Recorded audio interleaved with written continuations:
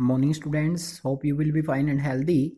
Now we will continue our book Democratic Politics Part 2 from 10th class. Now we will continue our chapter Gender, Caste and Religion. In this chapter we have studied about the topic gender, and next topic we have studied about religion. You have studied that India is also a secular state. You have also studied about communalism, politics, and now we have to be started caste. In last topic you have studied about the meaning of caste and what are the factors that break down caste system in India. Now we will continue. There are two topics left that we have to be continue. Caste in politics.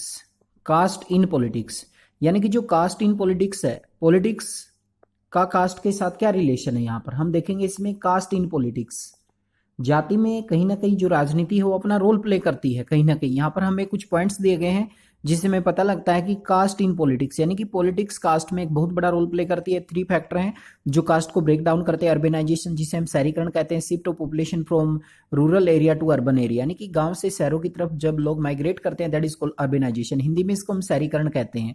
Occupational mobility का मतलब है shift from one occupation to another, यानी कि एक व्यवसाय को छोड़कर दूसरे व्यवसाय में. Usually when generation take up occupation other than those pursued by their ancestor. कहते हैं कि ज्यादातर पहले ऐसा होता था कि जो पूर्वजों के द्वारा व्यवसाय अपनाए जाते थे, आगे आने वाले बच्चे भी उन्हीं को अडॉप्ट करते थे. Caste hierarchy, a ladder like formation in which all the caste group are placed from the highest to the lowest caste. कहते हैं कि कास्ट हायरार्की का मतलब है कि जो कास्ट हायरार्की है एक सीढ़ी की तरह है, जिसमें अपर कास्ट, मिडिल कास्ट और एक तरह से लोअर कास्ट एक सीढ़ी की तरह, एक स्टेप की तरह दिखाए गए हैं. तो यहां पर हम डिस्कस करेंगे caste in politics. These are the main point that have to be prove that caste in politics. Caste in politics, when party choose candidate in election, they keep in mind the caste composition of the electorate and nominate candidate from different castes, so muster necessary support to win election. While government are formed, political party usually take care the representative of different caste and tribal find in it place. देखिए यहाँ पर बेटा क्या role है cast का politics में. कहते हैं कि जब भी कोई भी पार्टी अपने कैंडिडेट को चूज करती है इलेक्शन में, तो वो हमेशा माइंड में रखती है कि वो किस कॉन्स्टिट्यूंसी में या किस इलेक्टोरल में किस कैंडिडेट को खड़ा करे. तो ये उसके माइंड में रहता है हमेशा. कोई भी पॉलिटिकल पार्टी जब सीटों का आवंटन करती है, टिकट्स का डिस्ट्रीब्यूशन करती है, तो वो हमेशा ये चाहती है कि वो विनर होकर आए.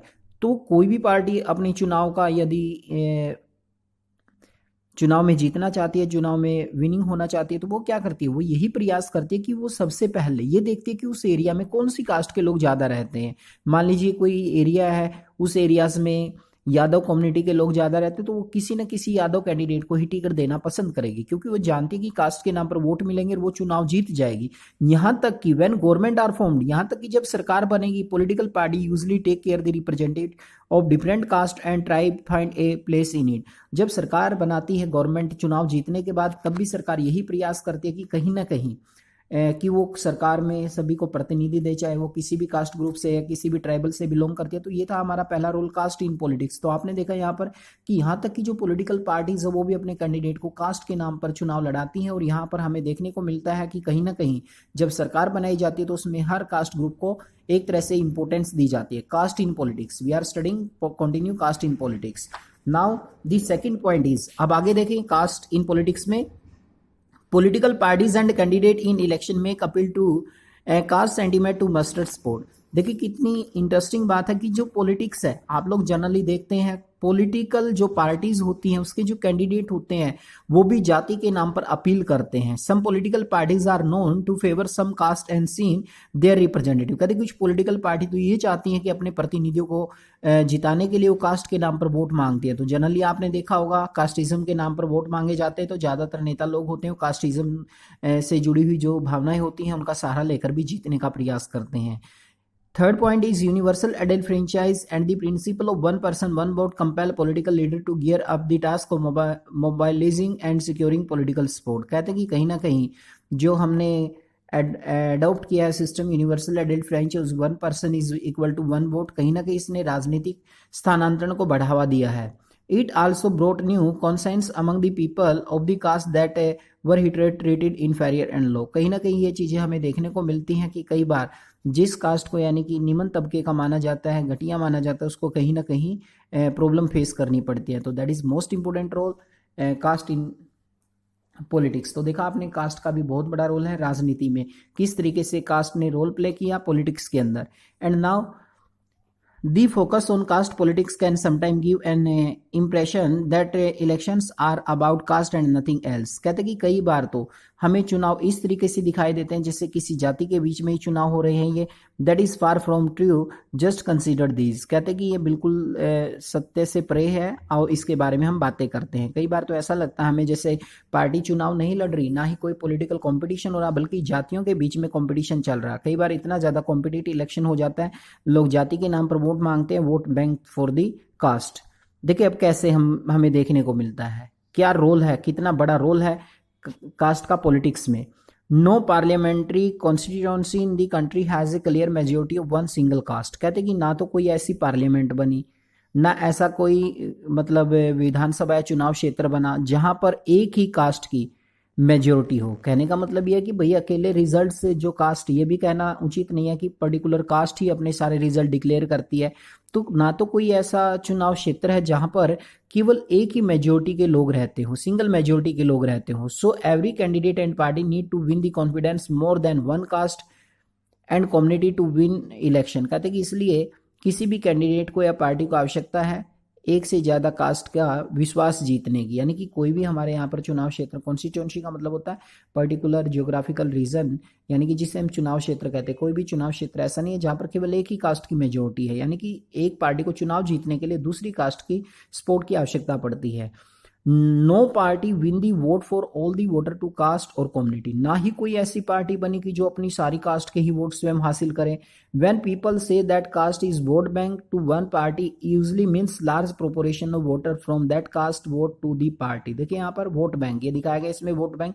वोट बैंक का मतलब क्या है? वोट बैंक का मतलब है भाई जब ये कहा जाता है कि ये वोट बैंक है तो जनरली उसका मतलब यही लेते हैं भाई उस पार्टी के या उस कास्ट के लोग उसी को वोट देंगे. जैसे यहाँ पर कुछ कम्युनिटीज दिखाई गई हैं, जैसे राजपूत लोगों का वोट बैंक है तो राजपूत लोगों का वोट राजपूत पार्टी पर ही जाएगा ज्यादातर, ऐसा उम्मीद की जाती है. यादव कास्ट है अगर हम बात करें तो यहाँ पर क्या है, डिफरेंट कास्ट दिखाई गई, अहीर दिखाया गया, SC ST दिखाए गए. तो ये क्या है?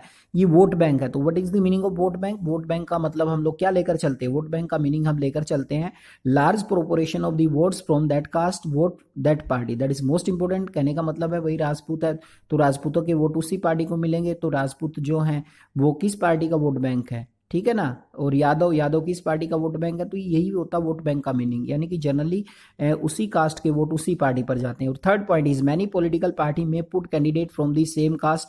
Cast is believe to dominate the election in a particular constituency. Some voter have more than one candidate from their caste while other voter have no candidate from their caste. कहते कि कई बार जो पॉलिटिकल पार्टी होती हैं वो भी same caste के ही group को अपना टिकट प्रोवाइड कर देती हैं. इस तरीके से हम लोग देखते हैं कि जो कैंडिडेट होते हैं candidate from their caste while many voters have to candidate from their caste. कहते कि कई बार जो कैंडिडेट्स होते हैं वो सेम कास्ट से हो जाते हैं और कई बार अदर कास्ट से भी हो सकते हैं, तो उनके बीच में भी कंपटीशन होने की ज्यादा संभावना होती है. The ruling party and the sitting MP MLA frequently lose election in our country. कहते कि हमारे देश में जो MP MLA होते हैं, मेंबर ऑफ पार्लियामेंट या मेंबर ऑफ लेजिस्लेटिव असेंबली की हम लोग बात करते हैं, तो ये भी कई बार चुनाव हार जाते हैं.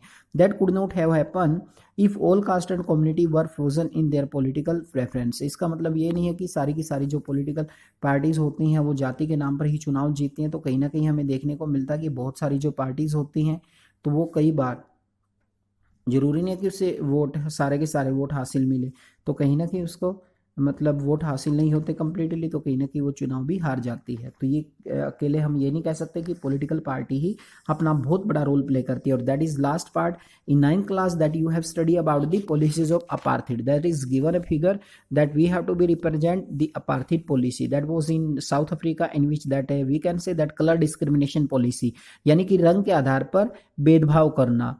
रंग के आधार पर जो भेदभाव किया जाता है, कलर डिस्क्रिमिनेशन किया जाता है. Here is a person that is belong to a black community that is oppressed by the white people that are given picture that apartheid system. Apartheid means color discrimination, रंग के आधार पर भेदभाव करना, colour discrimination करना.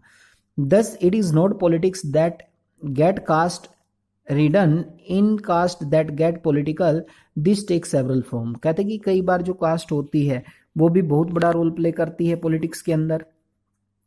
Each caste group try to become bigger by incorporating with neighbouring caste sub caste which were earlier excluded from it. कहते कि कई बार जो कास्ट ग्रुप होता है वो अपने आप को बिग करने का प्रयास करती है, बड़ा करने का प्रयास करती है, या तो वो किसी नेबरिंग कास्ट को या फिर जो पहले सब कास्ट थी उसके साथ वो शामिल होकर यानी कि अपनी कास्ट के ग्रुप को बढ़ावा देना चाहती है।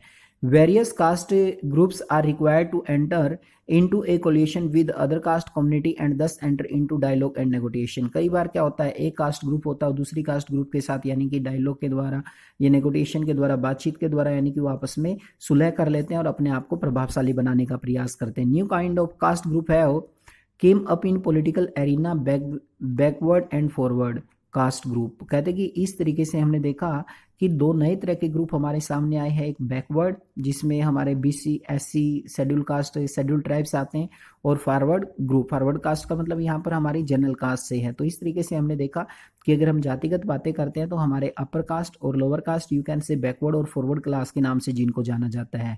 10 caste play different kind of role in politics if someone situation express of caste different in politics give many disadvantages communities the space of the demand their share in power. In the sense caste politics have helped people from Dalit and OBC caste to gain better access to decision making. देखिए यहाँ पर हम लोग बात करते हैं cast, अगर हम ग्रुप की बात करें तो यहाँ पर क्या है, दलित को और ओबीसी को यानी कि जो अदर बैकवर्ड कास्ट है, to gain better access to decision making यानी कि जो दलित हैं और ओबीसी हैं वो भी अपना डिसीजन मेकिंग में अच्छा रोल प्ले कर सकते हैं।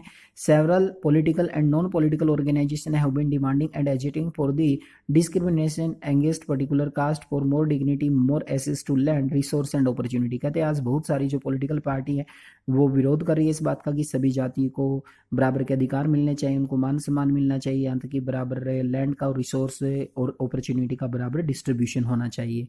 Eight the time exclusive alternative caste produce negative results as well. कहते कि कई बार जो जाति होती है, जाति के हमें कहीं ना कहीं नकारात्मक प्रभाव देखने को मिलते हैं। As in the caste of religion politics based on caste identity alone is not very healthy in a democracy. कहते कि एक ऐसा समाज जो केवल जाति के आधार पर अपनी आइडेंटिटी बनाता है वो हेल्दी अच्छा नहीं माना जाता।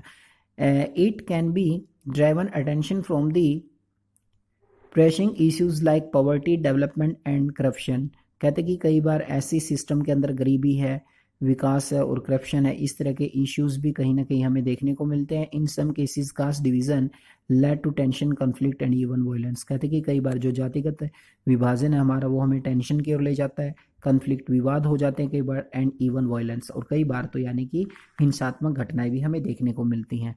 Okay student, this is most important chapter. There is also given back size, so you must have to be solve these NCERT back size from your book. You can solve, this is most important. There is also given 1 or 2 point, there are 11 point that is related to back size, and there is also given a question match it. So complete this in your notebook, that is most important. You have gained from this chapter 5 to 6 question, that is most important students.